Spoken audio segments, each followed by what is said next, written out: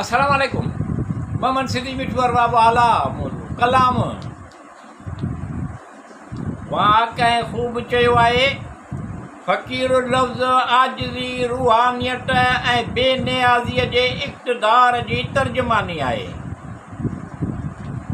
उहिदनि मनसबनि इख़्तियार जी पाण खे तकबर वॾाई रिया खां परे रखियो आहे। वाक़ई ख़ूब चयो आहे। फ़क़ीर लफ़्ज़ आजिज़ी रूहानियत ऐं बेनियाज़ीअ जे इक़्तिदार जी तर्जुमानी आहे। उहिदनि मनसबनि इख़्तियार जी पाण खे तकबर वॾाई रिया खां परे रखियो आहे। आफ़ाक़ी शऊर इहो ज़रियो आहे जेको उन लाॻापनि ज़हन ऐं ॼाण सां तइल्लुक़ रखे थो।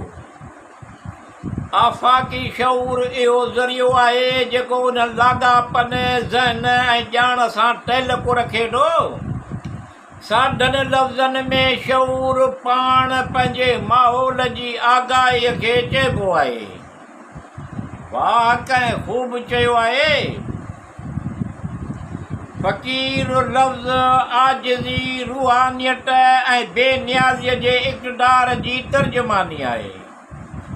बावजूदु उहिदनि मनसबनि इख़्तियार जे पाण खे तकबर वॾाई रिया खां परे रखियो आहे।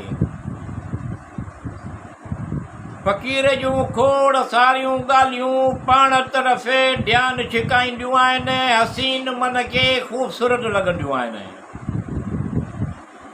फ़क़ीर जूं खोड़ सारियूं ॻाल्हियूं पाण तरफ़ ध्यानु छिकाईंदियूं आहिनि। हसीन मन खे ख़ूबसूरत लॻंदियूं आहिनि।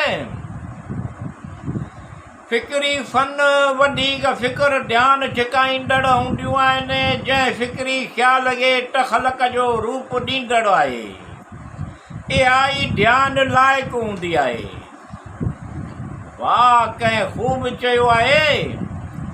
फ़क़ीर लफ़्ज़ आजिज़ी रूहानियत ऐं बेनियाज़ीअ जी इक़्तिदार जी तर्जुमानी आहे। बावजूदु उहिदनि मनसबनि इख़्तियार जी पाण खे तकबर वॾाई रिया खां परे रखियो आहे। फितरत सां लाॻापो वाक़ई मंज़रकशी ऐं मंज़र जो तसलसुल समूरियूं ख़ूबियूं मौजूदु आहिनि। फितरत सां लाॻापो वाक़ई मंज़रकशी ऐं मंज़र जो तसलसुल समूरियूं ख़ूबियूं मौजूदु आहिनि। खेसि पिरीअ जी सूंहं जे करे संदसि अंदर सां गॾु समूरो संसार सुहिणो लॻंदो आहे। वाक़ई ख़ूब चयो आहे।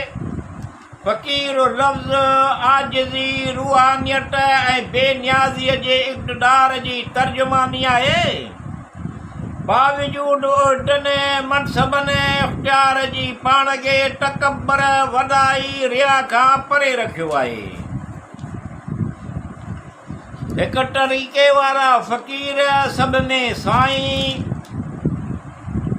हर शइ में हर हंधि महबूब हक़ीक़ीअ जो जलवो पसण में ईंदो आहे। हिक तरीक़े वारा फ़क़ीर सभ में साईं, हर शइ में हर हंधि महबूब हक़ीक़ीअ जो जलवो पसण में ईंदो आहे। संदसि हर फ़इल हर अमल में कुदरत जो करिश्मो कार फ़रमान नज़र ईंदो आहे। वाक़ई ख़ूब चयो आहे।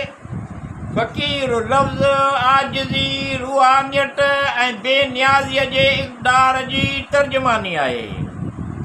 बावजूदु उहिदनि मनसबनि इख़्तियार जे पाण खे तकबर वॾाई रिया खां परे रखियो आहे। फ़क़ीर इहो जंहिं सभु सरे दुनिया जे मुक़रर हद खां वधीक लालच करे ई कोन। फ़क़ीर इहो जंहिं सभु सरे दुनिया जे मुक़रर हद खां वधीक लालच करे ई कोन। फ़क़ीर जूं रगूं वहदत सुर वॼंदियूं आहिनि ऐं इहा वहदत पालणहार जो इक़रार ऐं तस्दीक़ क़ल्बी आहे। वाह कंहिं ख़ूब चयो आहे, फ़क़ीर लफ़्ज़ आजिज़ी, रूहानियत ऐं बेनियाज़ीअ जे इक़्तिदार जी तर्जुमानी आहे। बावजूद उहिदनि, मनसबनि, इख़्तियार जे पाण खे तकबर, वॾाई, रिया खां परे रखियो आहे।